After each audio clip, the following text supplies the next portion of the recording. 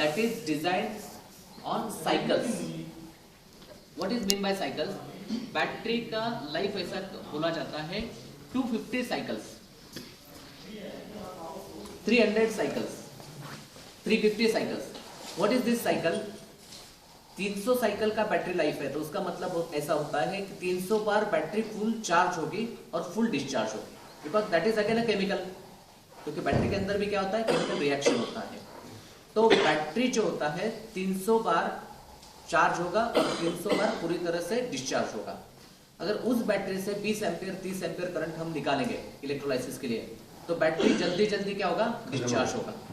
अगर जल्दी डिस्चार्ज होगा तो ऑटोमेटिकली क्या हो जाएगा, गाड़ी का बैटरी क्या हो जाएगा, खराब हो जाएगा. अब ये जो ड्रॉबैक था, ये इतना बड़ा ड्रॉबैक है. देखो कोई भी आदमी ऐसा नहीं चाहता कि कोई अलग चीज बिठाने से, कोई फॉरेन बॉडी अगर गाड़ी में बैठ जाती है तो उसका गाड़ी का अगर प्रेजेंट पार्ट खराब हो जाएगा तो कोई बिठाएगा नहीं. तो 6 महीने के बाद अगर आपको ऐसा महसूस होता है कि अपनी गाड़ी की बैटरी खराब हो गई, तो आप क्या करेंगे, उस सिस्टम को निकाल के बाहर रख देंगे.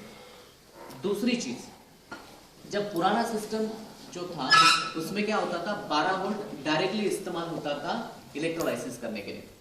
उसमें क्या होता था, 12 वोल्ट डायरेक्ट इस्तेमाल करने से पानी का जो टेम्परेचर था वो बढ़ जाता था, और पानी का टेम्परेचर बढ़ने के बाद उसमें स्टीम क्रिएट होता था. इलेक्ट्रोलाइसिस भी होता था और स्टीम क्रिएट होता था. तो इसलिए मैंने उनको बोला था कि अगले सवाल का जवाब भी आपने दिया है, वो सवाल आने वाला है.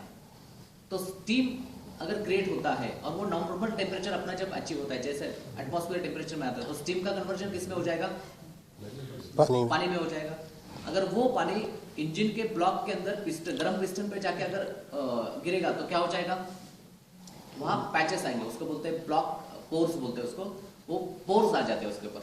जैसे अभी बिल्कुल गर्म चीज है, उसके ऊपर हम पानी का एक बूंद डालेंगे तो आपने देखा रहेगा क्या होता है, उधर बिल्कुल आवाज आके वो सर्र करता है. लेकिन ये कांस्टेंट प्रोसेस हो जाएगा तो अपने आप पिस्टन का अंदर का जो रिंग है, पिस्टन प्लस अंदर का जो ब्लॉक का आईडी है, इनर जो ब्लॉक का डिजाइन है, उसके ऊपर क्या हो जाएगा, पानी के फव्वारे आ जाएंगे. उस केस में क्या हो जाएगा, ऑटोमेटिक बराबर. तो उसमें पोर्स आएंगे, इंजन सीज नहीं होगा, लेकिन आपको बाद में चल के पता चलेगा कि आपका गाड़ी वाइब्रेशन कर रहा है, क्योंकि आपको ये नहीं मिलेगा, माइलेज नहीं मिलेगा, क्योंकि कंप्रेशन वहां से लूज हो जाएगा. तो ये दो चीजें होती थी. क्यों होती थी, क्योंकि 12 वोल्ट डायरेक्ट इस्तेमाल करते थे. अभी हमने क्या किया है, सबसे प्लस पॉइंट, हमने बैटरी से करंट ड्रॉ किया है कितना, सिर्फ 3 एम्पियर.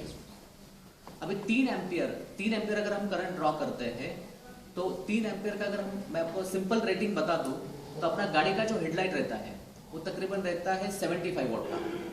तो 75 वोल्ट का बल्ब चलने के लिए 5 एम्पियर करंट लगता है, और अपना इलेक्ट्रोलाइसिस करने के लिए कितना करंट लग रहा है, 3 एम्पियर. जब दो हेडलाइट के बल्ब चलते हैं तो भी बैटरी को फर्क नहीं करता, तो अपना 3 एम्पियर से ज्यादा फर्क गिरेगा. तो सबसे पहला अपने किट बिठाने के बाद बैटरी का जो लाइफ है उसके ऊपर इफेक्ट नहीं होता, पहला टेक्निकल पार्ट.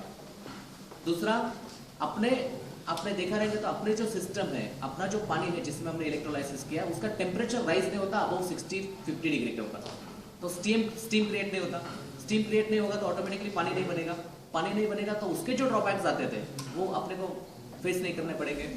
तो ये दो बहुत टेक्निकल बड़ी बातें होती थी जो पहले लोगों ने की था. उन्होंने directly battery as a source इस्तेमाल किया था, डायरेक्टली ऑन 12 वोल्ट, और 10 एम्पियर 20 एम्पियर का